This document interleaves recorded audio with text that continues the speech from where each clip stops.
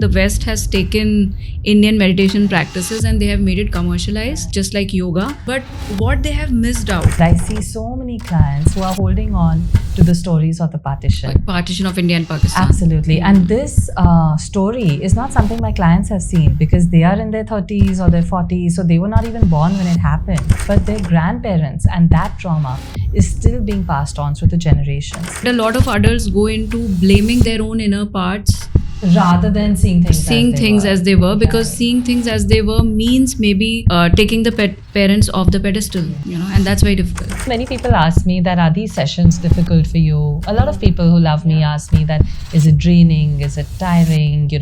Are you catching on to other people's energies? But it's the most used and overused and misunderstood word. Self-love. What really is self-love? Well, I can say it's not. Healing does not happen intellectually. Kanupriya Sekhri, a powerful mindset and systems coach who helps people uncover the subconscious patterns holding them back in business and life. An IIM Bangalore alumna, Kanu spent 12 years building ventures only to discover that the real bottlenecks weren't strategy, they were emotional and energetic blocks. She has coached hundreds of leaders and entrepreneurs globally.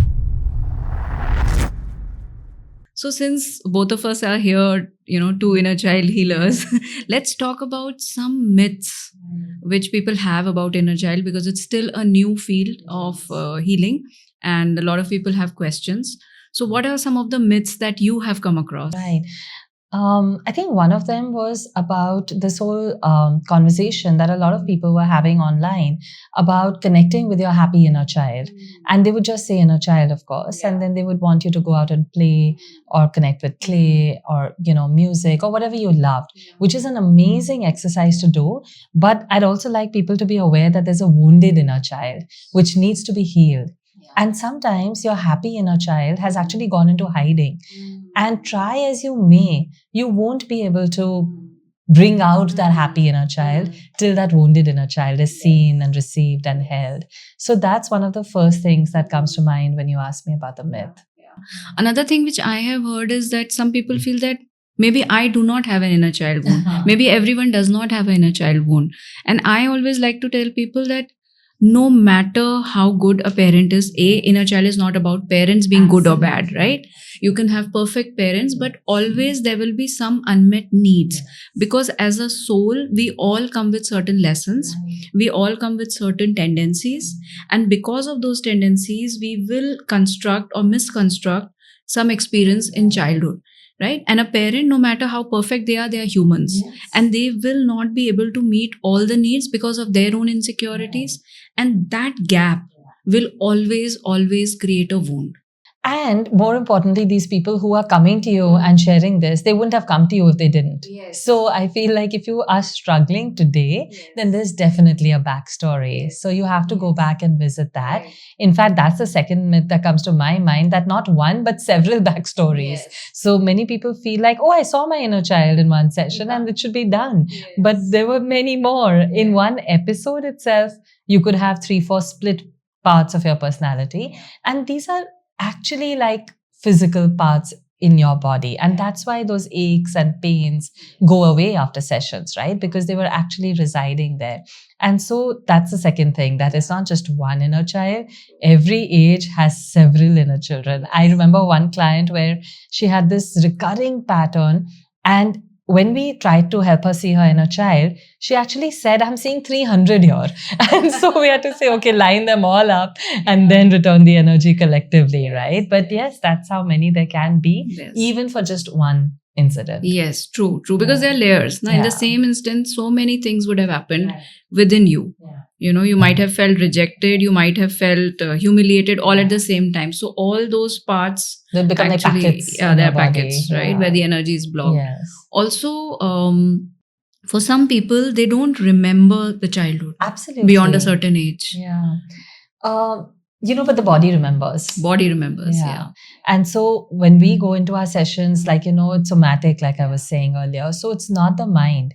I was telling you earlier about my client who in her mind said, oh, it was perfect, right? But the body remembers that there was a pain, there was, that. So actually they all remember, but it's only when they go into the session and you open up that space that it really starts coming out. In their conscious mind, of course, they don't remember. But the other thing that happens is, you must have experienced this too. After the session, people can be very dismissive about what they saw, especially if it gets into blaming certain people, be it their partners or their parents. So I really want to stress that it's really not about blaming. It's just about acknowledging what happened as is. And that's another story that needs to change, that your parents did this to you or somebody did this to you. It was you, absolutely, all the while. It was a choice you made. It was what you understood at that time. Jitna information tha, you played with that. So now you're an adult and now it's different. Now you're healing. You can approach that similar incident with a different energy now. That's what's important. So it's really not a blame game. It's just acknowledging and releasing. That's what it is. Yes. So. It's seeing things as they were, right? Because as a child, you were not supposed to understand because you were a child, right? But a lot of adults go into blaming their own inner parts rather than seeing things as they were, because seeing things as they were means maybe taking the parents off the pedestal, and that's very difficult. Especially in Indian context, where we feel the parents are gods. Yes, they are, but they're also humans. Like they are godly for bringing you to the world. I have huge respect, but understanding that they are humans too, and allowing them to be humans. That's very right. I think that would be a gift to them. I know, to allow relief. Them. And especially we are both mothers, and especially now, if you look back, we aren't perfect by any standards. And whatever we may think we're doing good for the child could actually not be good for their soul.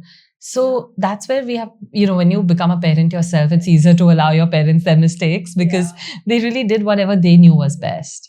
Right. And understanding that the needs were not met, that is what inner child is all about. Exactly. So that you can now meet the needs. Right. Because now you are the adult. And you can parent yourself in so many ways. Like you were saying, you give yourself the gift and you stand up for yourself and you honor yourself. True. And I think reparenting is a very, very important part of the whole healing process. Absolutely. I love those moments when you hug your inner child. I really love those moments. And, many people ask me that, are these sessions difficult for you? A lot of people who love me ask me that, is it draining? Is it tiring? Are you catching on to other people's energies? But I always smile because I think every time a client hugs her inner child, I hug my own. And every time that meeting happens where the adult self is hugging the younger self, I heal something within me because we still have our ongoing, broken parts, which you heal with every session that you do. So that moment is just beautiful. Yeah.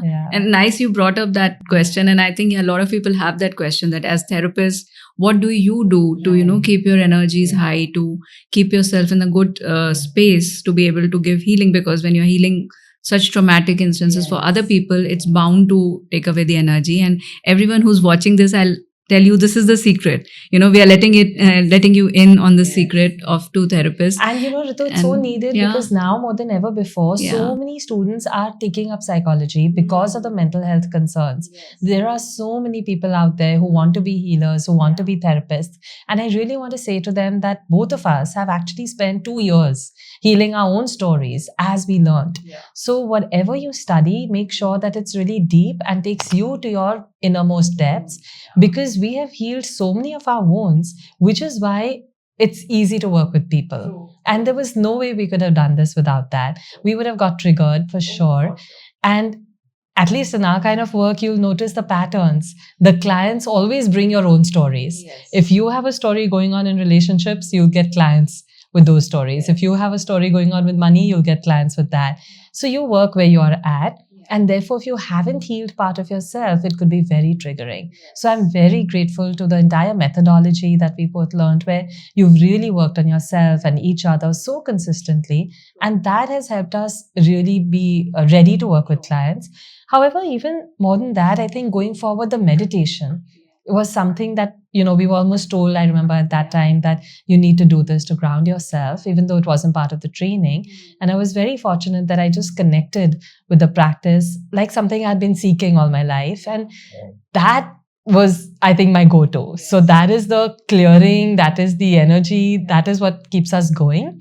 And without that, I really don't know how we would function. Whether it's my business, whether it's my sessions, whether it's relationships, I think my morning meditation is really what holds space for all of True, that. true. So Meditation is a powerful tool, and also we continue to do our work. I was just about to say, I know we continue to do our work, whether I Yeah. use family constellation or whether I use inner child. I think there always comes a point, like I said, the nonsense just shifts, it doesn't go away. So I think my last session that I did was as recent as this year, sometime in 2025, I went back for a session, because the depth that you go to in the session is so instant. It elevates you almost instantly. True, true. And we have this huge, group of fellow healers. So, I mean, we go to each other, we call up our mentor, and we just get the problem solved then and there. We don't drag. If we see a pattern, of course, if we see a shadow, we know that there's something there which I'm not able to see. And having this kind of, a circle, and I think that's a blessing, because we trust each other, we know the process. So we always call each other for advice. Ki, this Is seems where to we be start, a block, right. and what's happening. But I think the two things that people may be struggling with and not doing this, one is that you start feeling at some place that I don't need it. I've studied so much, so you get a chip on your shoulder. And I remember even after one of my mentors told me that don't think you know everything. That will be your downfall. So always keep learning. And that has really kept me going. So I think we continue to have that kind of a mindset that I don't know everything, I'm not the best, I still may have some issues. So that brings us back. That is one. Secondly, getting ready to invest in yourself. That's a whole theme in itself, right? And I know when I called you that day, I was not ready. I said, my God, this is as much as my MBA fees, and why should I invest in myself? But since then, I must have invested 20x of that in myself. True. Because it's helped, because you see that elevation. Yeah. So I think those are the two things that possibly block people from working on themselves. Right. Because I think investment in self is also about prioritizing yourself, right? And also it's about self-love. Yeah. So I want to touch upon that also, because it's the most used and misunderstood, overused and misunderstood word. Yeah. Self-love. Yeah. What really is self-love? Well, I can say it's not eating whatever you like or doing whatever you like or just taking a spa. Yeah. Okay, all that is one part of it, but it's so much more. And since we were speaking about inner child, I think that really connecting with that younger self of yours and being able to allow her to be who she really is for me self-love. Honoring yourself, like you said. So just seeing that younger girl, seeing what she wanted, what she feels, connecting with her, helping her release. Doing that regularly for me is the biggest form of self-love, because then you're doing the inner work and that will then reflect in the outer. So once you've done that, I think you will know where you need to show up and how, where you need to speak and how. Because what I'm seeing nowadays is that in this garb of self-love, we are also drawing boundaries that are a little too wall-like. And I'm not a big believer of that, because one of my core values is about being kind to each other and to ourselves, both. So how can you not draw a wall? And how can you actually have a more permeable boundary where, you're still kind to each other and really be kind to yourself at the same time? So for me, that is true self-love, that you solve your story and then show up in the right way. True. Very true. Also, in the name of self-love, you cannot evade responsibility. Absolutely not. Yeah, that is selfish then. That is selfish, right? So when you have self-love, you take 100% responsibility of your choices, of your actions, but you do it from a space of absolute kindness for yourself. So you hold space even if you make a mistake. See, making a mistake is nothing wrong about that, but owning up to it and taking responsibility without going into self-blame. I think that balance is what beautiful. I feel is that's self-love. Beautiful. Yeah, and a lot of people just either will wallow in self-blame or they'll find somebody else to blame. But we need to bring that balance where we see the other's perspective and our own, and we can carry that together. 100%. I remember once, because in Heartbeat Solution, the program that I do, we talk a lot about self-love. So once a friend and I were out at a restaurant. This was when I was on my vegan journey.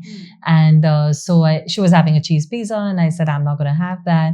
And she said, Ari, but then you talk about self-love. Why don't you have what you want to have? I said, I love myself too much to put that into my mouth now.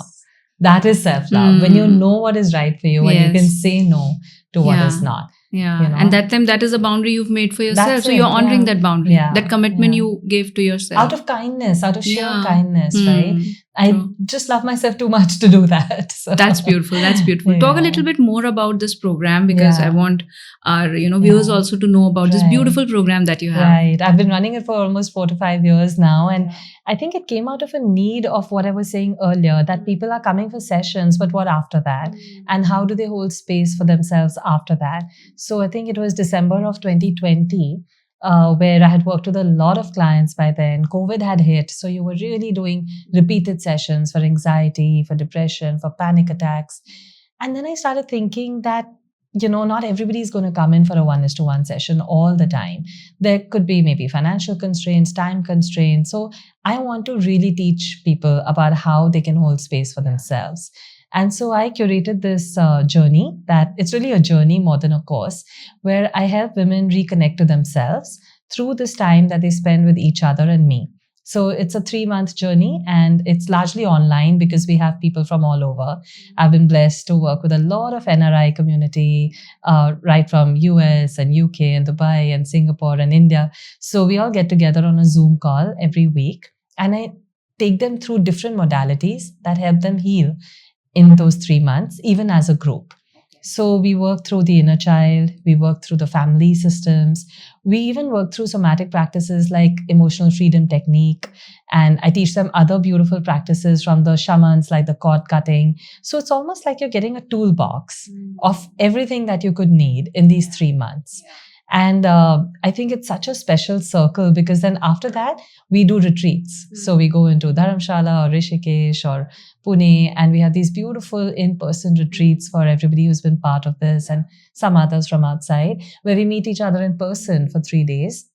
And we go even deeper. So it's really this amazing container to visit or revisit all your stories and release your baggage of shame, of rejection, of victimhood.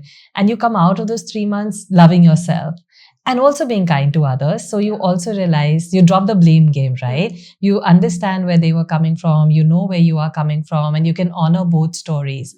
And the magic that happens towards the end of that program is so beautiful, because I also teach them manifestation. So halfway through the program, I ask them to take a goal. And I'll really want to stress on this, that I'm very careful that manifestation should be done once you've healed. Because there's so many limiting beliefs that can stop you from manifesting what you really want to. So the first half of the program is really all about understanding your limiting beliefs and healing the inner child or the family system. And then you move on to manifesting. So I still remember, a client who actually manifested a job after almost 10 years of being without one. And she was part of my initial batches. And it was so beautiful that she could go back and heal her wounded self from previous jobs, and she could release that energy before going back into the corporate sector. And this time when she went back with joy. So she actually attracted a profile that suited her much better than any before. And she was much more joyful in that profile, right? So that's the magic that can happen when you learn how to honor yourself. That's so beautiful. Yeah. That's so beautiful. And you just pointed out the most important thing about manifestation. Because there's so much talk about manifestation these days, but this is something which people are missing out. That without healing, when you manifest, you can, right? Because you're manifesting all the time. Right. You're creating your own reality. You're creating all the time, Yeah. but you're creating from unhealed parts. You're creating from fear. So that is what you create. Yes. More of it. Absolutely. Right? Absolutely. I know, because one of my clients, she actually manifested a relationship, but then that wasn't very good for her. Luckily, because of everything we had done together, she could step out of it soon enough. But you're absolutely right. If something is left unhealed, you could attract something that's still a disaster. Yeah. I remember telling one of my clients this exact same thing, and she said, "Oh yeah, because I have manifested earlier and I can see." But that relationship, everything seemed perfect on the surface, on paper, because that is exactly what I asked for, but it was bad. It was bad. So I was like, because you were still holding on to so much of hurt, wound, and parts of you which felt that love is not possible, or her own judgments about men. Right. So I said, of course, that is what you attracted. Yeah. You didn't attract what you wanted, really what wanted. you feared. Yeah. And I think that the beauty of running this program has been to really take the work to more people at the same time, because you know how our calendars get full and how it's so hard to take our time for one-on-one sessions. So it's been such a joy to hold space for 20 people at a time, 30 people at a time, and this is energy. So people often say that how can it work in groups, but I feel like if you can make a Zoom call and you can connect energetically to multitude of people, or YouTube now, people are connecting energetically. Why can't this happen? So I've really seen over time that it has also really helped people to understand in that group setting what were their stories and to let them go. And what I've been able to bring back as a result of this is community.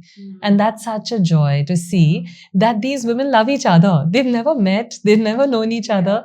But on the last day, we just concluded a program last month. They were like, I want to miss you guys. I'm not going to be able to see you every week. And, there was so much of that. True. I think group healing is a very powerful it tool. Is, 100%. It actually, you are holding space for so many stories which are actually related. They are all related, and they see that. Yes. So sometimes the most powerful shifts actually come from somebody else's sharing. Yes. Because I may not see something in a certain way, but they still do. And when they say something, they're like, oh, I felt exactly that way. Yes. So I love that whole community. And I'm sure that women thrive on community, and if we can find that safe space where we're really not judged, where we can say whatever we want to, and nobody is shaming us for it. It's such a beautiful experience. So every week they get that space, and I actually started having 2 sessions because they love talking to each other as well. So I said, okay, one will be my healing session and then one will be sharing, because you need that as well. Yeah. I think sharing is a powerful healing tool. It is, if it's held in the right way. If it's held, yes. Like I see a lot of those fancy Instagram posts. Therapy? No, I'm going out with friends. That's therapy for me. Or I'm going on vacation. That's therapy for me. What I want to clarify is that might be therapeutic. Yes. But it's not therapy. And it's not healing for sure. And it's not healing. Yes. So for healing, you need the right tools, you need the right guidance, and you need an expert to guide you. So it's a beautiful journey, but do take it with an expert. Because otherwise you can create more wounds than you already are. And I wish, someday this becomes part of a core curriculum where you can learn right from the word go, what is self-care and how to practice it, and, mental health and how to really, and I believe that is happening. I read in the papers recently that Delhi University is floating a course, very much like the Heartbeat Solution actually, which is about helping these youngsters navigate toxic relationships and come home to themselves. And that's actually becoming kind of a course that they're floating. So that's really good. And that really should be taught. Awesome. I think more initiative needs to be taken and more conversation around this needs to be happening. Has to happen. Especially now, if you see, the relationships are just getting more and more difficult. And, with everything happening online, with people not being authentic, people have real mental health issues thanks to what should have been love. But so there, I feel there's a lot of scope to understand that only when you love yourself are you going to attract somebody who can give that to you. True. And that is the basis of all relationship. So a very, very important point here I would like to make. In fact, I was going to ask that question that, coming to our relationship with ourselves, so we understand from therapy that our relationship with the mother, that is the basis of the relationship we have with ourselves, the way we look at ourselves, the way we relate to ourselves. And that is going to have an impact on any other relationship we'll have in our lives. So what has been your experience as a therapist and personally also maybe, healing the wound with the mother? Yeah. I do family constellation work. And when I came into family constellation work, I was amazed to see that God has already given you the key to healing. 2 people, your mom and your dad. So anybody who's listening, I really want them to know that you don't need to look all over. You just go back into the stories of your family and everything can heal there, really. And I feel like when I started doing family constellation work, I realized that we don't even really know our family that well. What we know is pretty superficial, but there are stories that are hidden, that are not seen. And healing those stories heal the wounds faster than anything else. Because your relationship with your mom and that determining your relationship with yourself is a story that has been carried on in your generation for multiple generations. It didn't start with you or your mom. She had it for your grandmother, her mother, and so on and so on. So this mother wound or this woman wound has actually carried on multi-generationally. And often, if you'll see, as a client, we feel like it started with me, or this is my mom and she's the one who's weird. But no, it's actually multi-generational. That has to be honored. So in the family constellation system, one of the basic premises is to understand that your mom is bigger than you. And I think that's life-changing, because so many children grow up thinking that they have to either take care of their mother, if it's like a difficult relationship between the parents, or if there's a financial struggle, they become the caretaker, right? Or they grow up thinking they're better than their mom in many ways. And both of these can be absolutely, very difficult. It can really cause a very difficult future. So there has to come a point in your life where you honor your mom's stories, where you honor her struggles, her difficulties. And when you do that, things just start changing, because you start understanding that you're not alone. She's faced the similar struggles that you have faced. And that's why you're born to her. So if both mother and daughter actually heal together, it's a beautiful journey. And I've seen that. One of my clients, when she came in, her ask was the relationship with her mother. And I was just starting a heartbeat solution batch. So I said, I want to talk to your mom, because her mom was the one who introduced her to me, but I had never spoken to her mom. I said, let me talk to your mom. And the minute I spoke to her, I realized that both of them need to heal. So I invited both of them into the program, and I must honor that both of them came together. So in family constellation work, one of the most important things is to just honor your parents, their stories, their struggles, and that's when everything starts shifting. So I feel like we're not taught that. And in fact, we're taught the opposite now when you talk about mindset or you talk about mental health. So people have actually started playing more of a blame game. And shifting that, the very first step is to just honor their story. So I'm remembering this example of a client of mine who was coming in with her personal struggle of her marriage. And she always felt very unsupported by her parents. And she always felt like they didn't understand her. And she felt like they didn't know her pain. And they never supported her in her decisions. Whatever she had to do, once she understood that the marriage was not great for her, she had to do it by herself. And if anything, she only got judgment from them. But in the session, when she realized that her mom had gone through so much patriarchy in her own space, that she had been completely shut down. So even though she really understood her pain, she couldn't do much about it. She could not stand up for her. She could not speak up for her. She didn't even have a clue that those were possibilities, because she had never done it for herself. So just honoring that story and honoring her mom's struggle in her own marriage gave my client so much peace about saying that, okay, she couldn't do it for herself, then how could I expect her to do it for me? And I think as children, we don't see that. We don't see our fathers often as the patriarchs, unless it's a very obvious environment. But the subtle environments, we miss that. We only see the husbands when it comes to that. So when she saw that story and when she saw everything her mom went through, her expectations lowered. And she could honor her mom's pain too. And that really started helping her move forward by herself and giving up that expectation that somebody else will support her, but supporting herself. And honestly, when you do that, the support comes. True. Because I think the support was always there. You didn't see it because you were expecting more. Yeah. So ab jab aapki expectations lower ho gayi hain, then you will also see that, yeah, it's there in some form or fashion. It's there. Yes. And that's what then transforms the relationship. Yeah, that's so beautiful actually. That healing is also healing yourself so that you can see the other person's journey as well. Right? Without making it as a escape for your own responsibility, but as their journey, which of course will have an impact on your journey. Because your parents will bring to the table whatever is their learning. Right? And that's the best they can do, right? So understanding that and still honoring your own needs, I think that is the balance which healing brings about. To you. And you anyway also understand as you go along that you were born into this family for a reason. Exactly. And often that reason is that you have similar stories mapped out. Yes. So if one generation could not heal that, then the other generation will heal it. And that's why I often tell my clients that heal for your children, if not for yourself. If you feel like you're not worthy of this investment, your children are. So if you drop your baggage, your stories, they won't have to take it forward.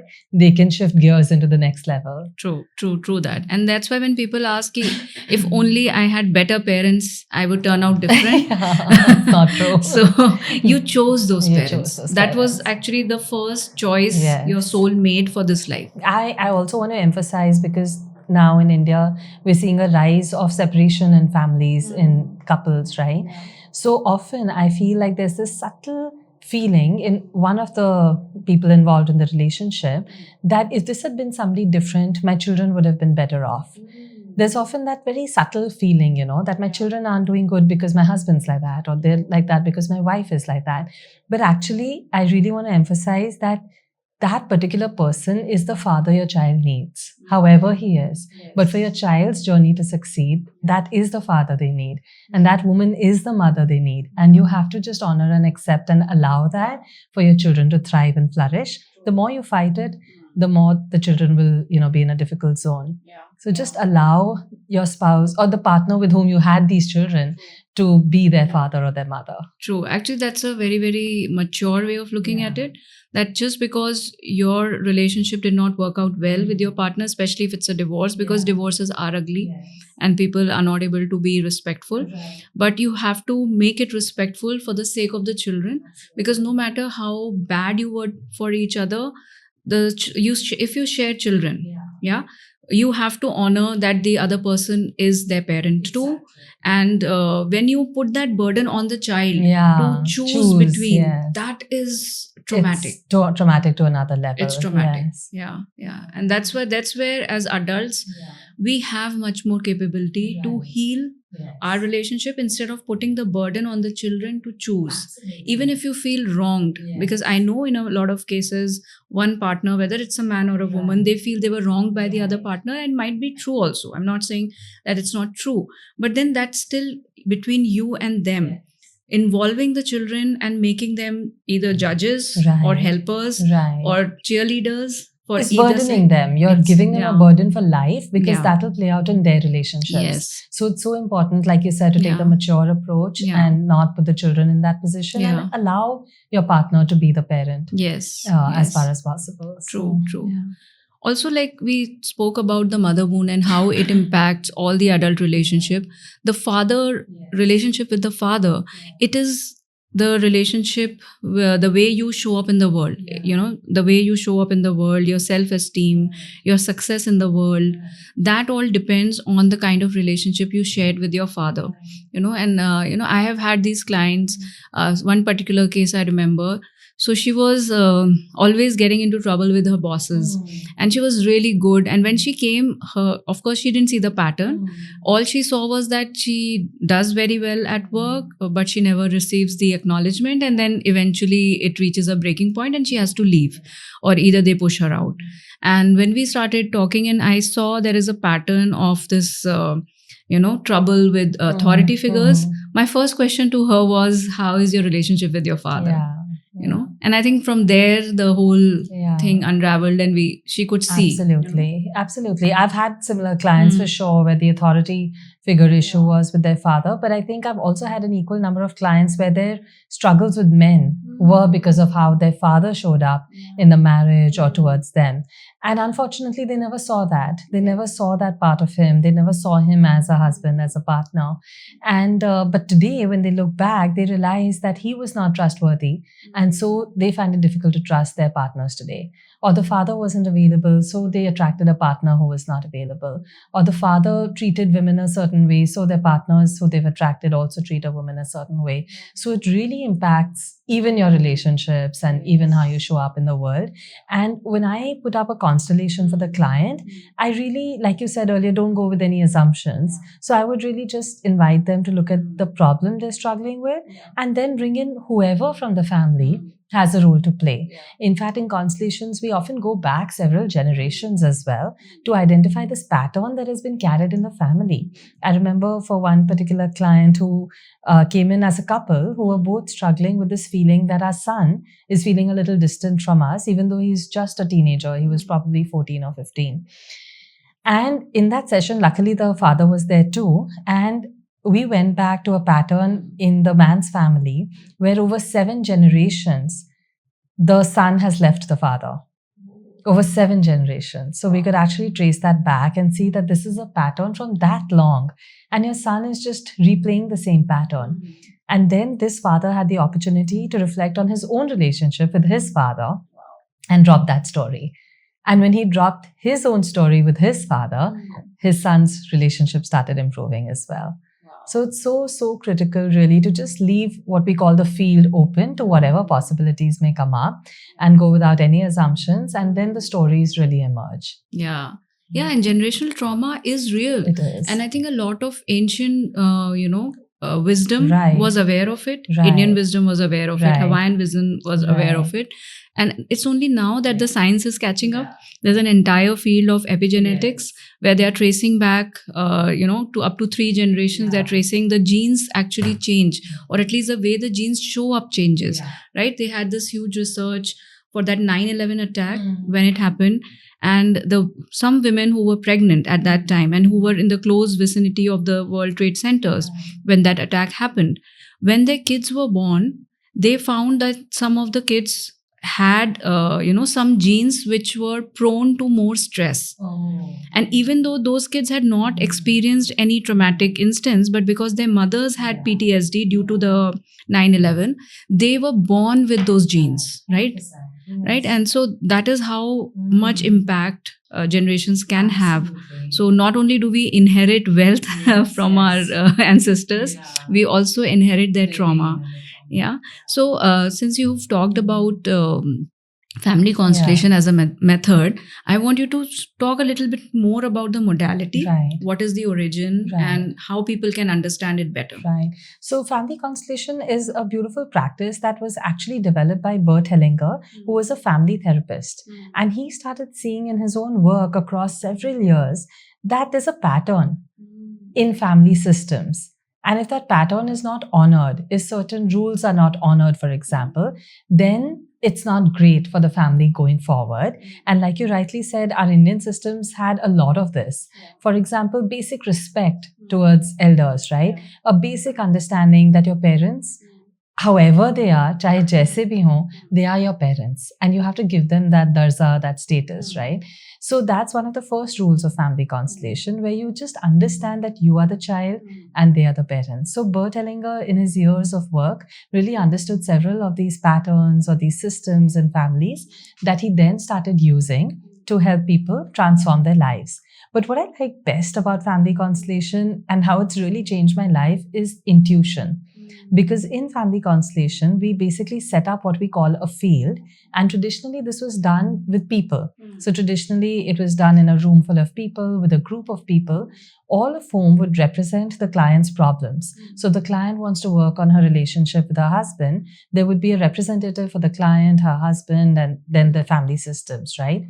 And I still do it like that at my retreats. And the beauty is that when you're in that field, even if you don't know who you're representing, intuition or some kind of wisdom still plays out and you get to the story. And like I was saying earlier, it's all in the body. So you feel it in the body that this is how I'm feeling towards this person and this is how I'm feeling towards this person. And the client who's an observer is then really understanding the story at a level 10 levels down, right? Where she's really understanding the problem at its very base, at its very root. And she's getting a perspective from all stakeholders rather than just herself. So that's a very, very beautiful modality. And of course, after COVID, a lot of things went online. So how we practice now is also virtual. And we have a little kind of a software which has puppets, and we use that instead of real people because of social distancing that began. And the beauty is Rituu is still working as well. So even virtually, people can still be so intuitive about each other, and we can still understand each other's stories across regions, across platforms, and help you arrive at the root cause. And the beautiful part of family constellation is to unravel or dig for that story that is hidden in your family, that was not seen. And when you see that story, a lot starts changing. I think it's just about honoring the pain of somebody in your family system, maybe some grandmother, maybe some aunt, maybe some uncle who was not seen, not heard, not respected or honored, not given his place or his due. And you're paying the price for that today. Now, some people ask me, why me? Why am I paying the price? I think it's also because you're connected, right? You're a family. So we don't really know exactly why you're paying the price, but somewhere in your family that has shown up and you have caught on to that story and you're going with that story, right?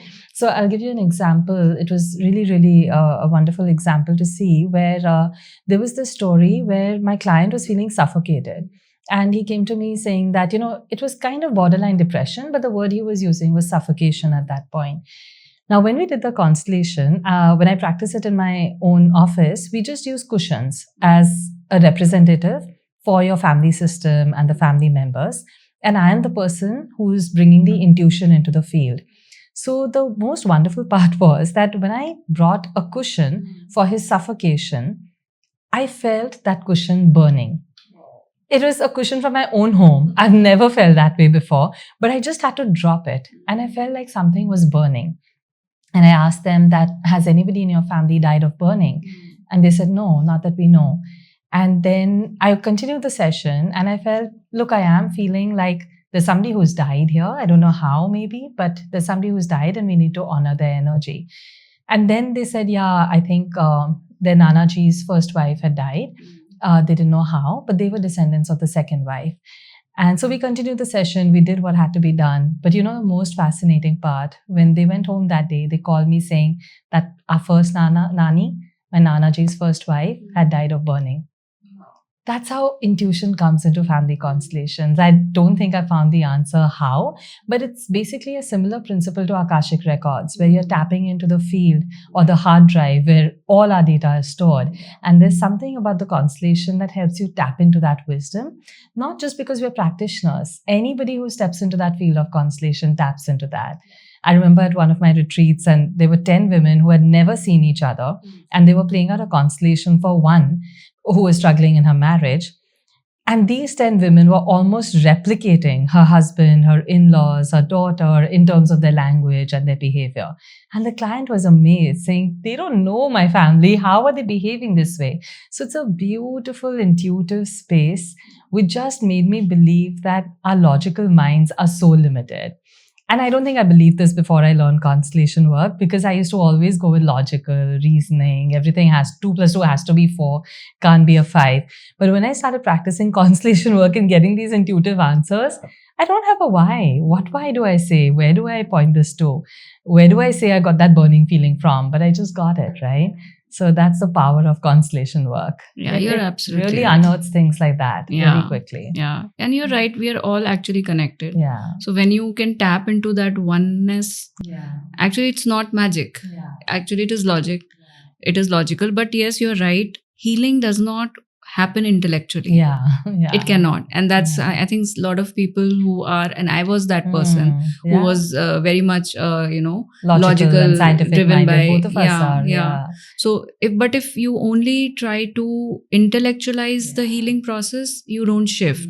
It has to happen at a intuitive level. It has to happen at the physical level, like somatic, which we spoke about. It has to happen at a deeper, spiritual level. And at the level of the spirit, right? At the level of the soul. Yes. So, and at the level of your energy, the emotions, right? And that embodiment has to also come. That is when healing really happens. Absolutely. Right? So I know that in constellation work or even inner child work, we don't push for a resolution. So we only allow the client as much as you're ready. And that is, again, something phenomenal, where we're not pushing them to change. We're not pushing them to shift. We let it happen. And constellation work is really like you're treating the root. So the medicine will reach the fruit in its own time, right? It's a journey. So I tell my clients to be okay with that, because sometimes I've had my clients call back after 6 months, say that I can still feel the impact of that session. It's not a one-off. You feel an immediate impact, but you feel an ongoing impact. And then one day everything will have changed, and you won't even understand how. It's beautiful. It's like a domino effect. And it reaches at deeper layers in its own time. And that's why healing cannot be rushed. That is also something I tell my clients. If some people, they're like, how much do I need to do to heal? I said, it's not about how much you have to do. It is about holding that space for yourself, no matter for how long, because that's also self-love. when you don't rush yourself. You don't plant a seed and sit on top of its head and say, Yeah. when will you grow and when will you Yeah. give me fruits? Yeah, Yeah. absolutely. I remember that meme which used to say, "Come on, inner peace, I don't have all day." So it's like that. Yeah. So I mean, that's totally Yeah. counterintuitive. It will not Yeah. happen that Yeah. way. Yeah. So since we spoke about family constellation, we spoke about generational trauma. Yeah. So how does one where do one start? Because that's Yeah. one question a lot of people ask, Right. that where do I start my healing Right. journey? Right. So typically now, because I've learned so much, right, and you've understood so much, but I still really like starting with the constellation, because like I said earlier, I feel the key to healing is really there. So I like understanding the client's story with respect to their family absolutely at the beginning. And when the client also sits down and understands that, then they see where they really want to shift and what they really want to work on. So if somebody even had to do this on their own, I would just say start journaling about your parents and their journey, not just your venting about them. It's not about that, but what was the pain your parents saw and how did they move through that, and who were they as parents. Really try and see them from a third person's perspective. One of the major pattern that I've come across in my family constellations is the partition. Maybe because my own family has a history with that, but I see so many clients who are holding on to the stories of the partition. Like partition of India and Pakistan. Absolutely. And this story is not something my clients have seen, because they are in their 30s or their 40s, so they were not even born when it happened. Maybe even their parents were not born when it happened, but their grandparents, and that trauma is still being passed on through the generations. So if somebody was to do this by themselves, simply honoring what your family went through then, what did they leave behind? What did they give up? What did they go through when they came here? You will start seeing the patterns. I remember one of my clients was struggling with doing any kind of thing for herself. So whether it is exercising, whether it is eating right, whether it is working well at her job or keeping up with the relationship, she felt she was always failing. But when it came to being there for others, she was always there. Now, in that session, we actually went back to a time during the partition where her grandfather was so much there for others that he gave up his own life. And so in the family, that story was continuing to be there for others. But in the session, she was able to see at what cost. After all, if he gave up his own life, he was not there for his own family. So at what cost? And that's when she really started shifting beautifully, and she started really honoring herself as well as her family, and realizing that you can do both. We often make it an either or. It doesn't have to be an either or. And she realized also that her grandfather also had a choice to keep himself safe along with keeping others safe. And when she realized that, she decided to be that person and end that story, and then, show up differently. Awesome. Yeah. So healing journey is so beautiful. And I would say start wherever you can, but do start. Start somewhere. And if you look around in your life, you see some pattern you are repeating. And a lot of time people are not aware of patterns also. Even if anything you are facing right now and it's been there for a while, then it's always a good idea to go for healing. Try to understand the origin, root cause. Don't just try to escape it, because that, like people say, no, oh, I'll go on a vacation and everything will be fine. But then you come back and things are the same, right? Or you'll just change job, or maybe you'll change a relationship. That itself does not shift you. In fact, I also want to add, because both of us are into meditation, that even just that will not help. Yes. I was spiritually inclined since the age of 15. That's when I first did my Bhagavad Gita course, my Vedanta course. By 19, I had finished Art of Living, and it was immensely helpful, 100%. But inner children were still getting created, nonsense was still happening. So I feel like, of course, I highly encourage people to move towards meditation, but also do healing alongside. So in part of Heartbeat Solution, we actually get people to come to meditation by month 3. But not before that, because before that, there's so much inner work that you need to do. And then after that, the medication is actually meditation. I 100% say that, but continue the healing. Yeah. So true. Since we're talking about meditation, I want to, speak a little bit about how did you start on the path of Kriya Yoga. Right, of course, you were always inclined towards spirituality, but what was the point where you came into Kriya Yoga? Oh, it's very interesting, and I think it's so powerful, because even though I was always inclined, I never resonated with any particular guru or any particular, tradition or way of meditating. And I was pretty much window shopping, as I now call it. So I would try everything, right? And Art of Living is something I stuck to the longest. But other than that, I would just keep trying whatever workshops happened. Then YouTube happened, tried that as well. And, been there, done that. Then I think it was only thanks to healing that I came home to Kriya Yoga, because it was only after finishing that rigorous 2 years course and meeting several hundred inner children and healing the family systems that one day I was invited in for a practice meditation. And I don't know, I must have been ready or what happened. As soon as I just came into that space, the tears started flowing. And that's never happened before. How much ever I've window shopped, how many ever workshops I've gone for spiritual experiences, it's never happened before. And I was just looking at the beautiful photograph of the lineage of gurus, and something, how when you meet your mom and you feel that homecoming, you just like cry. It was something like that. And I just knew I was home. And that meditation, it went on with chanting and then the Om and going into silence. And I was just crying throughout. And I knew I had come home. And after that, I just signed up for the course and I started studying. And I think my window shopping has completely stopped. I just know I'm home. I think there's a very deep knowing. There's a very deep connect that this is home for me. And now if I talk about the logical aspect, I feel it really satisfied that in me as well. Because the way meditation is taught and practiced under the Ananda Sangha or the Kriya Yoga is so logical. What I like best is that we start with energization exercises where you're energizing your spine and your body to prepare to sit for meditation, because we are not even ready for that. Before that, I used to try to sit for meditation. My mind would go 100 different places. I would feel like I can't sit. I would keep shifting. Now, because you've done your exercises before you begin, it's so much more logical. And really, then I understand that this is the, best place for me and the wisest way of meditating when you're starting with a body and only then going inwards. And after that, I think I'm a huge reader. So I think I was fascinated by the number of books we were gifted to read. And so that also pulled me in. And of course, I just got lucky because I happened to stay close to a center. So I can go there and practice regularly. And It's just been such a joy. Awesome. So for me also, I think I was always spiritual. I always felt a connection to God. But I think I had a huge question mark when it came to guru, having a guru. And I think that was a block. And it's interesting that once, like I said, there was this difficult phase of my life when I came into healing. That was also a time where there was this astrologer who had told me that you have to do meditation. And I think it was not only him. It was earlier also I was told that for me, meditation is important, but I could never get to it. And I always felt, a bit of doubt about the whole, concept of spirituality in India, because there have been a lot of cases and there have been cults and stuff like that. And I used to feel, I clearly remember that I don't need a guru to connect to God. Absolutely. I can directly connect to God. I'm sure that was ego. Yeah.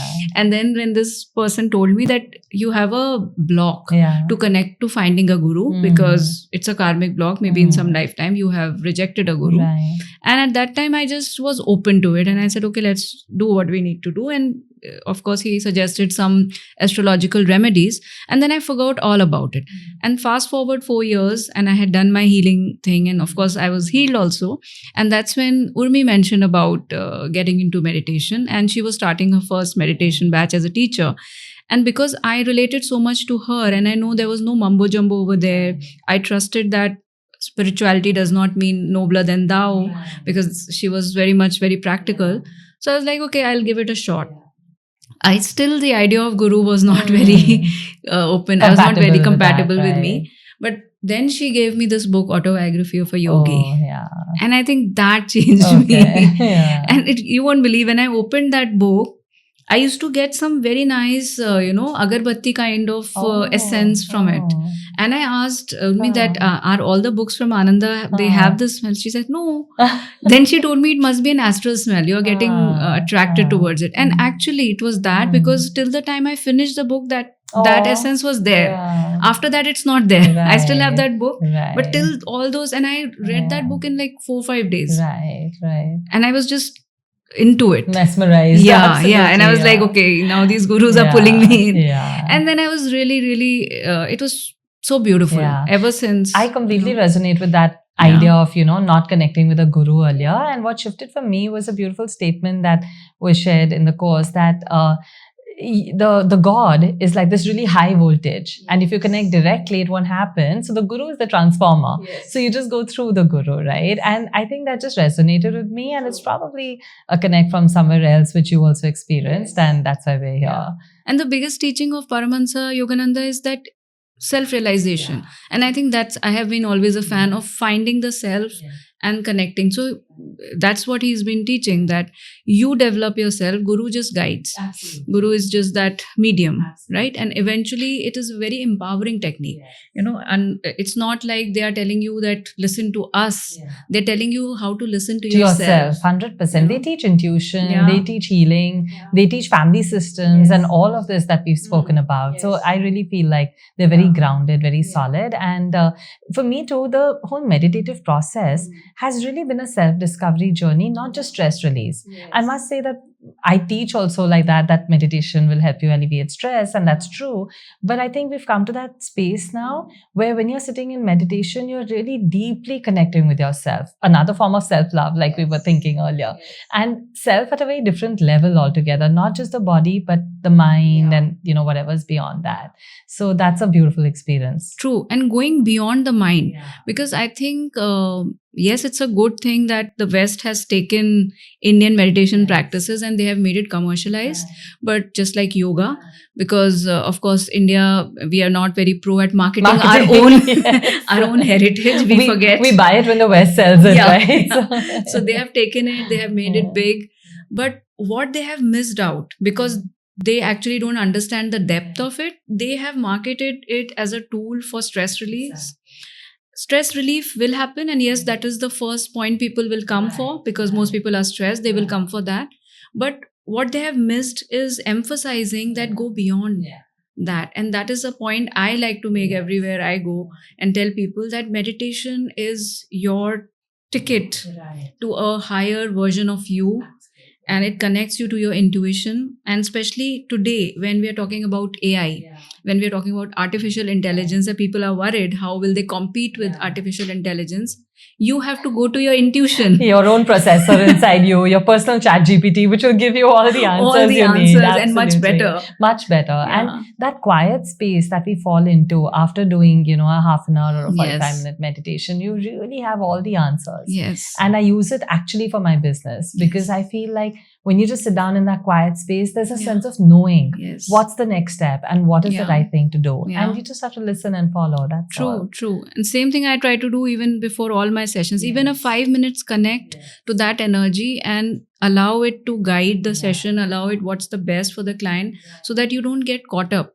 And I think that is something we share 100%, in common, being therapists and meditation practitioners. And I think meditation is a powerful tool, but like you said earlier also, it is not a substitute for therapy, for healing.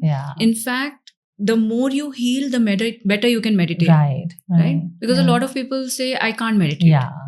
Right? Because they can't sit still, because there's a lot of baggage. There's a lot of baggage, exactly. And like we said earlier, the baggage is in the body. Yes. And the beautiful part is, as you do this meditation, right, I feel like if you're doing both these journeys alongside, healing through your inner child as well as meditating, your body feels lighter. And that's a word that a lot of my clients use, that I just feel lighter after a session. And it's so amazing that I don't think they've ever used that word before. But after a session, they can sense like they've let go of something, and everybody says we're just feeling lighter. And the same thing happens when you meditate regularly. You just get up feeling lighter.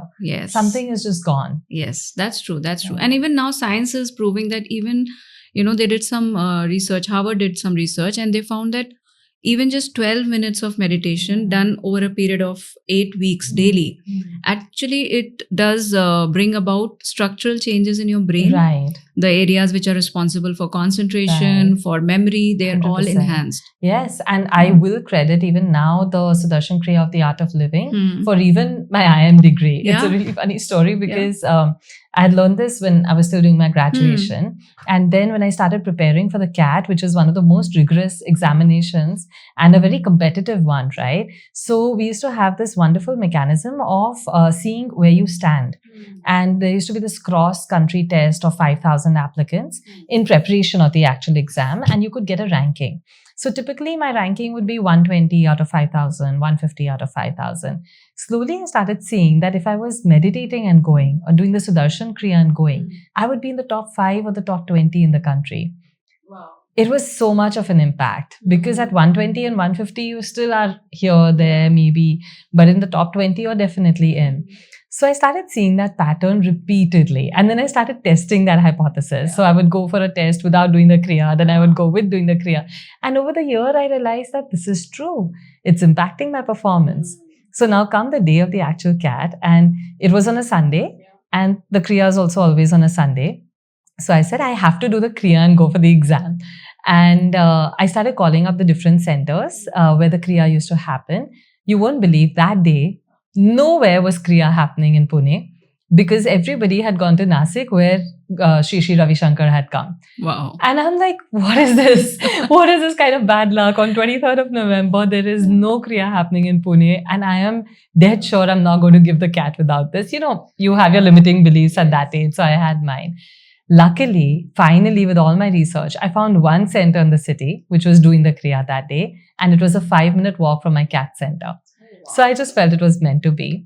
I go, I do the Kriya, and at the end, I just bow down and just say, you know, whatever is best for me, let that happen. I go for the exam and I finish doing the exam. I still have 10 minutes to spare. But something in me with that whole surrender just says pen down. And I still remember the look of the person next to me saying, 10 minute bache, why is she putting her pen down? And very confidently, I just put my pen down that I'm done. I just knew I was done. That quiet knowing that we speak about. And I got a call from all 6 IIMs. Oh, wow. And I really feel like that's a message I would want to give anybody who's preparing for a rigorous exam, that just go inwards if you're struggling. And breath work is so important for concentration, for focus. So it's not magic. It's not like, you know, Guruji was writing my exam for me. It's just that breath work will improve your concentration to that level. That there will be a knowing that I'm done here. There will be a knowing that attempt this answer and not this. There will just, and you'll have a fantastic memory in that moment. And I think we were a lucky generation. We didn't have mobiles. Nowadays, people are struggling so much with concentration, focus, memory because of this gadget. So they need it more than ever before. So I'm so happy that so many schools, so many colleges are now teaching this, which didn't happen back then, because students need this more than anyone else. Students and working professionals. True. They really need it. True. You need some practice to ground you. Absolutely, you know? yeah. But how important do you feel is a guru? When I was that age, I definitely felt like not important. I'm good enough. But now I think with the understanding of Kriya Yoga, I feel the Guru is the guiding light. Yes. And so that's it. He's that transformer that connects you to that higher God. So, you know, just like we have teachers for any other subject, or today we have YouTube also to learn from, it's just that simple. And you just learn from these people or these masters who've been where you're attempting to go and you're just following. I don't think I'm still a believer in, you know, really going all out and only believing in a guru. Like you said, our gurus teach us to believe in ourselves and they teach us to look inward and heal inward, right? So I think because of their belief, we also have that belief. But now, more than ever before, I definitely credit the guides who we follow much more than I did in the past. The only thing I would caution people is to go with the right person who feels right to you after you have healed. Because if you get into it when you're not healed, you could be repeating a karmic pattern like that client you spoke about who went through spiritual abuse. You could be attracting a pattern from the past, a person from the past, maybe a family pattern. There are so many times that your family is part of a cult and that passes on. And that also determines your relationship with spirituality. So it's very important to move past your family patterns as well and make your own life, make your own destiny. Choose your own destiny, then choose the right guru, then it'll be true for you. That's true. And I think any path which is telling you not to use your judgment, that's a red flag, right? And any right path will empower you. Yes. And that is one big difference between cult and Yes. true Yes. spirituality will always be practical. Right. Spirituality is not mumbo jumbo. Yes. I think that was a big understanding I got when I got on the Mm. path, that it is very, very practical. Right. Spirituality is not just about scriptures No. which are just good to read. No, you Yeah. can actually bring Apply them to life. them. Like Yeah. the biggest scripture of our culture, the Yeah. Bhagavad Gita. Yeah. It is full of practical Yes, wisdom. Yes. Right? It's not just to be kept in the Yeah. temple of your house and to be Yeah. bowed down to. Take it out, read it, Yes. and see how you can bring Apply it to your it, yeah. everyday life. Yeah, even the chakras. Yeah. I've studied the chakras in Hmm. depth thanks to Kriya Yoga, and I've also Yeah. taught it at the classes at the ashram. And Hmm. I feel every chakra Yeah. has so much to teach us, Yes. because every chakra represents certain Yeah. emotions, certain qualities which you really need in your daily Yes. life. So, for example, if you see the base chakra, the Hmm. Muladhara, which talks about your foundation, right? And it connects you to your roots and how much it gives you in terms of physical strength, in terms of financial abundance. All that is so practical. And then if you move upwards, then the next chakra will be all about flow. So it's teaching you that remain grounded, but also flow. That's such practical advice. So when I was studying the chakras, I realized that how beautifully, we were talking about frameworks earlier, how beautifully somebody has strung together Yeah. everything we need in life in this framework of 7 chakras. Yes. But of course, it's not taught that beautifully or Yeah. easily. So we struggle through life. Yeah. But just that much and you're sorted. Yeah, actually, when I read about that Maslow's need hierarchy Yeah, theory yeah. in MBA, and then later on I Yes. studied chakra, and I was like, this is chakra. Borrowed, yeah. It is borrowed. Westernized, yes. Westernized, yes. because that is exactly what Yeah, chakras so teach true, you. yes. Your hierarchy of Yeah. needs, and you have to fulfill all the needs. Yes, and move upwards. Yeah, You can't and skip. You can't skip. Yes. And it's actually your right Yeah. to have the needs met, and it's your duty to do the work to meet those needs. And to move upwards as Yes, well. yes. Absolutely. So it's yeah. both your right and a duty. Yeah. Yeah. Yeah. And it's so beautiful when we Yeah. can connect these dots. And I think combining healing with spirituality, Right. it's a superpower. It is 100%. It's a Yeah. superpower. You said it right. Yeah. And we're blessed to have that. Yes, yes. So, I mean, if anyone wants to go on a spiritual path, do combine healing. Yes. Because otherwise, spirituality can also be a bypass. Spiritual True. bypassing is a thing. Is a thing. Yes. Have you observed yes. some of those cases? I think I have in my clients, not so much in the Kriya Yoga family, but I have in my clients where they're pretty convinced that they know it all and they've done it all and something's wrong with the world rather than anything to do with them. And then it's healing actually that has got them from that point to understanding. And they've often told me that we've gone deeper in our spiritual journeys when we've healed, because then we've understood really what self-realization is about. It's really given them that tool. Otherwise, you're right, they were just using that as an escape route to kind of get away from the problems, away from the struggles. And I think it used to also be very real earlier when people actually had physical ashrams to go to. That's reducing a bit now because everybody's kind of doing things in their own homes. But when you actually have a space that you can escape to in the 70s and the 80s, that's when it used to be really like an escape. You really wanted to leave your family and go to this space. So I think that's probably reducing, and people are getting more and more authentic and more genuinely curious, because we do have an energy shift going on as well. So I can see that too, that people are becoming more and more authentic and grounded in spirituality. Yeah. What's been your experience? Yeah, that's true. It is shifting a lot. But I also see sometimes people understand, surrender in a very giving up way and not taking responsibility. Right. So when you surrender to a spiritual practice or to a guru and you offer them your struggle, does not mean that you don't have to live through your challenges or you don't have to do the take work responsibility and take responsibility. Right. I think that is where the bypassing sometimes happen. When you say, oh, it's all in God's hand or it's all in the Guru's hands. Destiny. The Guru is doing everything. Yes, the Guru will work through you, but through you, right? So you have the physical body, and if you are on this earth, you have a physical body. You have to act. That's the biggest message of Bhagavad Gita. You have to act. You have to take action. Now, where that action will come from, that is what healing will help you. Spirituality will help you, because that action has to come from awareness, not the autopilot action. like we discussed in the beginning, that we were doing all the actions, we were ticking all the boxes, but it was not coming from an authentic space, not a conscious space. It was coming from a very autopilot, society driven space. And that's why it was not giving good results. So the job of healing and spiritual guidance is to make you more aware and come from the space of love and faith, not Absolutely. fear and delusion. Absolutely, You know? absolutely. And that's why I like calling this work psycho-spiritual, Mm. because while it has elements of psychology, it has Yeah. deep elements of Of spirituality. And I yeah. think we do attract clients who are Mm. given to spirituality, therefore, because they Yes. are willing to move beyond the Yeah. obvious and inquire and move into curiosity and understand what's beyond Yes. and then function from there. Yeah. And I think you're rightly saying that curiosity is very important. And if you're exploring a spiritual path, I would say be curious, be open, but also use your inner guidance, your brains. Don't blindly follow anything. Always remember that if you are being encouraged to follow blindly something, you're not encouraged to question, then that's a red flag. Right, know? absolutely. So from spirituality to business. Yeah. So Kanu, you are also a business coach for entrepreneurs. Yeah. So let's talk a little bit about that. One burning question I think which a lot of people would like to know is one common mindset block that you see in a lot of entrepreneurs. I think, entrepreneurship journey is very interesting because you start small and then you grow big. So a lot of people I like working with are the ones who are starting out.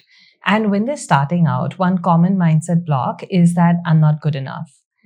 And I really feel like this really blends in with my mindset work as well, because somewhere there's a need for them to prove to somebody or validate their own stories and their own journeys through this entrepreneurship.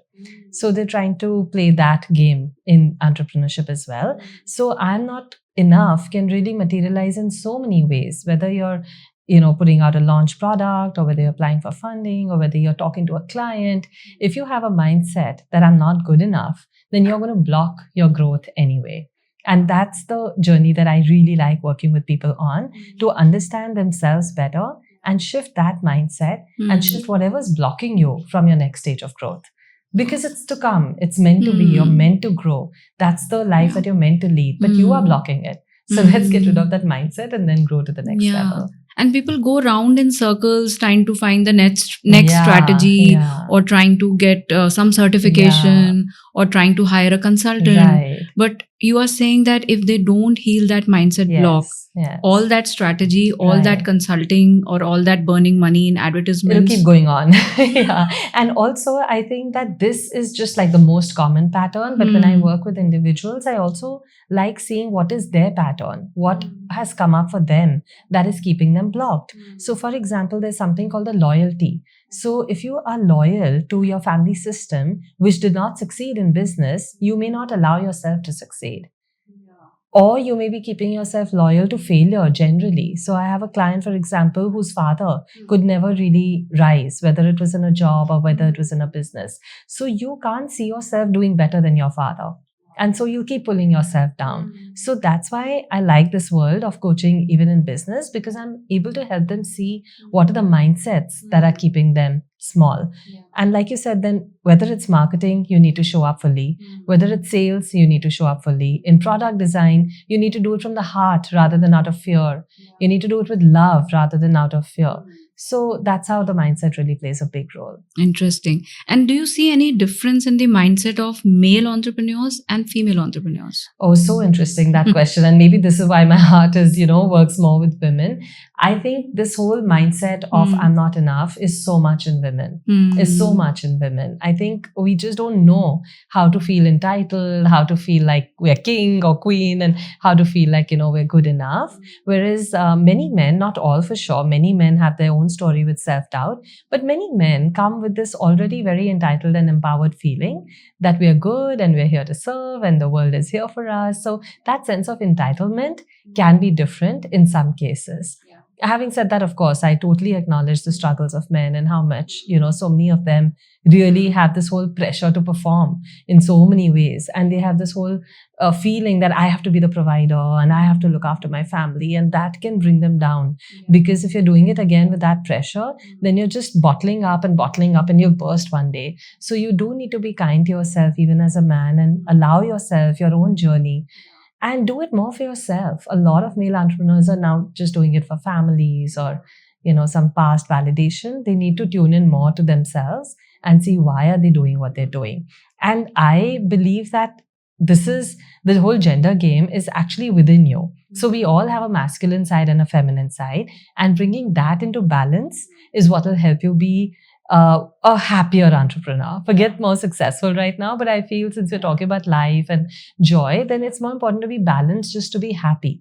So I think I've really been able to do that, where that whole masculine side from our MBA environment, where we look at numbers and logic and data and, work and succeed there. And then I've brought in this quiet feminine side where I'm looking at seasonality, I'm looking at cycles, I'm looking at how I want to do things, the intuition, the offerings from the heart. And this beautiful mix is what makes it a success. Yeah. If you try and do it just one of those ways, you're going to feel stuck somewhere. And you're so right. Balancing that masculine Yeah. and feminine within you. Yeah. And I think what we spoke earlier is healing the father and the mother. Yeah, you're right. Yeah. So it all comes together within comes you, together. actually. Yeah, Yes. yeah, that's beautiful. So let's talk a little bit about visibility. Yeah. What role does personal branding play in growing your business today, especially in 2025? Oh, in 2025, it feels sometimes like this is the only thing. And honestly, it's like not my favorite part of business growth as well. But I think how I've started seeing it is, again, maybe as a coach, you just link everything back to your inner work, that your personal branding is a story of you being okay with being seen. And that's a journey that actually I have overcome for myself, where I realized that throughout, even though I was an achiever, even though, the limelight would come easily to me, I would want to hide. I would not want to be in the limelight. I think somewhere over time, I realized that I don't want to be that person who makes other people feel less by virtue of being more. So I would keep trying to hide so that I'm not shining too much. But in that, then I just forgot how to shine at all. And I became very uncomfortable with personal branding, with visibility, with being out there. And that's when I started realizing that this is my discomfort with being seen. And there's this feeling of, not being safe when you're seen because you're bringing down somebody else. But then, of course, I overcame that to understand that everybody is a shining star, and one person shining is not going to reduce somebody else's light at all. And in fact, maybe you can shine light on others as you shine. So that's when I allowed myself to be more visible, be more seen. And that's the work I do even with entrepreneurs, to just tell them that this is, again, an inner journey. Allow yourself to be more of who you really are. And that's when your business will grow as well. And be more true to yourself and your personal style. So even in personal branding, I'd say, find your style. Be you. Don't try to be somebody else. And maybe you'll be uncomfortable being you, but you'll grow into it. Because you've tried to be somebody else so long that it won't instantly be comfortable being you. But allow yourself that and grow into that. You make mistakes. You might feel like funny, but you grow into that and it'll become comfortable. But at least it'll be authentic and it'll be you. True. That's very important. Yeah. And so right that, you have to feel safe being seen. And especially I feel women, because traditionally also women have been taught, of course, because of safety, not to draw too much attention to themselves. So now if they are becoming entrepreneurs or they want to even succeed in their careers, visibility is important. But because they are used to not bring the attention to themselves, they just hide, And I think that is that sense of safety within yourself, through which can come through healing. And I'm sure that's what you're guiding people to feel comfortable with. Right. Yeah. That's And then also explore, because like we were saying earlier, taking action is equally important. Yes. So part of my roles as their coach is also to make sure that they take action. Yes. It's not just the inner work. So there's a lot of accountability that one needs when you're a solopreneur. And I've been a solopreneur now for 12 years. And even before the healing journey, I used to run my own business. And it's a very lonely journey because you're so used to an office setup, a team, somebody you report to, somebody who reports to you. So suddenly when you're running on your own, it's a different ball game altogether. And in fact, here I'd also like to highlight that even the people you work with play such an important role in your own growth journey, and you attract the kind of people you're ready for. So I can very clearly see the kind of people I attracted earlier, the kind of people I'm attracting now in terms of my own energy and where I am wanting to grow into, right? So that's a journey. It's ongoing. It's an ongoing journey. That's beautiful. So what do you think about hustle culture and sustainable growth? Right.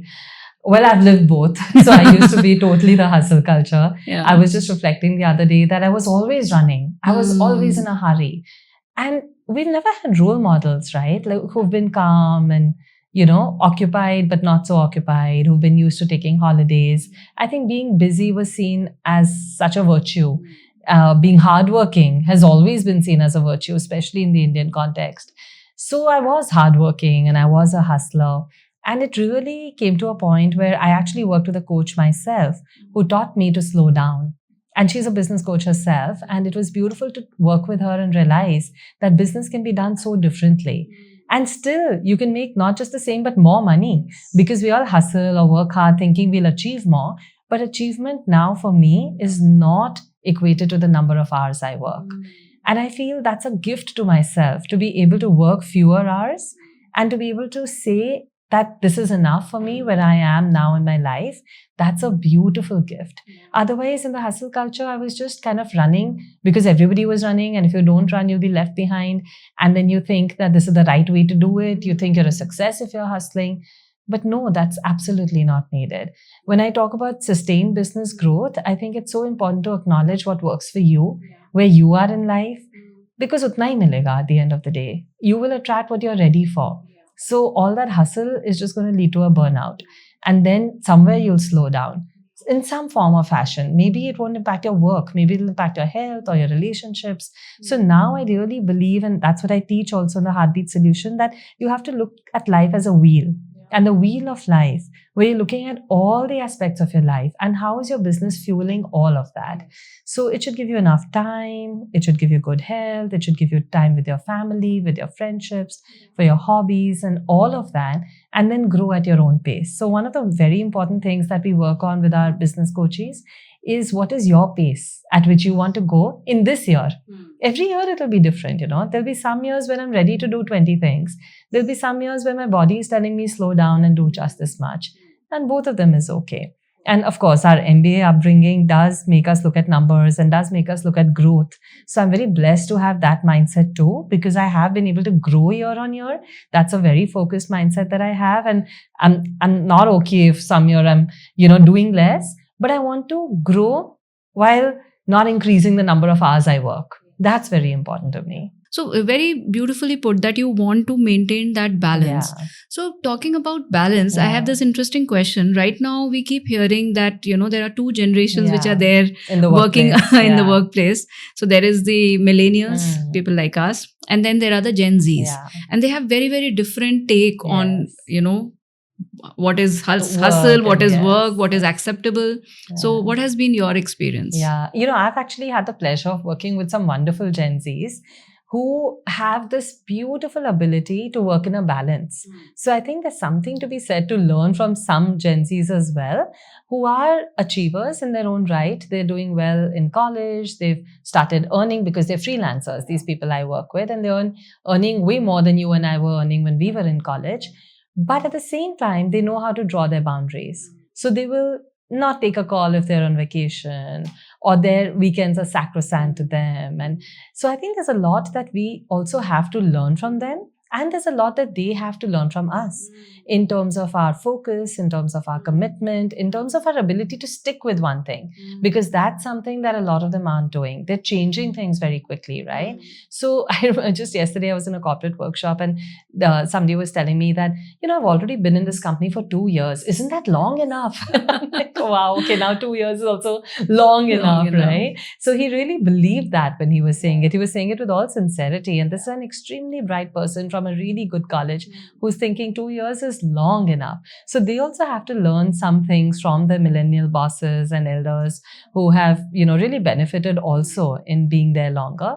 And we also have to learn from them that ability to draw boundaries, to call out what we truly deserve, to know what we truly deserve. I think the problem that I foresee in this combination is when the Gen Z is not willing to move into awareness, is not willing to be self-aware enough to say that this is what is okay and this is not. And a lot of normal behavior is being called out as toxic or difficult or traumatic. All these terms have started being overused. So, for example, you and I used to be sad, but now it's directly depressed. And they don't understand that depression is a clinical condition where there are changes in the chemicals in your body. It's not just an emotion, but they use it just like as an emotion, right? They've forgotten how to say we are sad. And then in the office environment, there are so many ways that the managers need to be to allow for mental health. So it's not easy on those millennial managers either who are struggling with how to manage this, right? We used to say we are, our boss is hard. Now the boss is directly toxic. Yeah. Right? And then that poor boss who doesn't even know the meaning is Googling what is toxic and what did I do, right? So I think there's definitely a balance that needs to come in self-awareness on their part and social awareness on the millennials' part, because we weren't brought up really to be socially aware. It was more about just work, and people management or people relatability wasn't big, but it's becoming bigger and bigger. True. So we need to learn how to show up for our teams, and they need to learn a little bit from us, and then we'll be fine. We'll be fine. I think accountability and responsibility is also something that Gen Z suffers from, because there is some kind of entitlement, because also at home they have seen a lot of cushioning. I think that is also one big difference, that, there is cushioning, there's a backup. So the responsibility really is not there. So somewhere, if you do not have to struggle, then you might as well use that opportunity to create something more meaningful.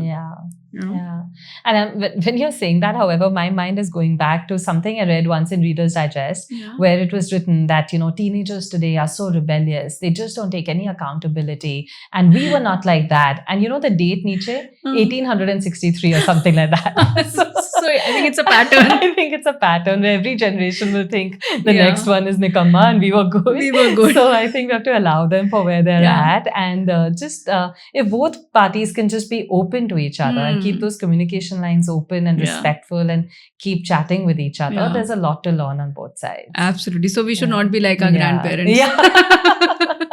Absolutely. We can be more modern. I mean, who doesn't remember being told that you're too much and you talk too much and hum to aise nahi the, right? So you're not obedient. You don't listen to us. And we used to work hard. Hum street lamp ke andar padhte the. Tumhe to sari ash hai. So we've all heard those stories. I know. I think every new generation will challenge the previous one, and life moves forward. And our country is developing, right? So more children are being given more opportunities for a better lifestyle. So it is a challenge. As a parent, I see that challenge for my kids as well. But like you said, they have to grow into some version of themselves that will serve them. And we have to allow for that. I love working with my Gen Z team, who helps me with my branding and all the work at the back end, who the people don't really see, but they're so wonderful, so responsive and so healed, So one of their perks is that they get to do sessions with me. So they really keep growing. Yeah, that's so beautiful. And I think this conversation is so important, what we had today, especially for anyone who wants to heal, who wants to go further in their spiritual journey. And the key, which I felt, whatever we discussed, was to connect with yourself. Eventually come back and connect to yourself. Right, absolutely. Come back home. Thank you so much for having me. Like all our chats, this one was wonderful. Yes, and it was fun. Thank you so much for taking out time.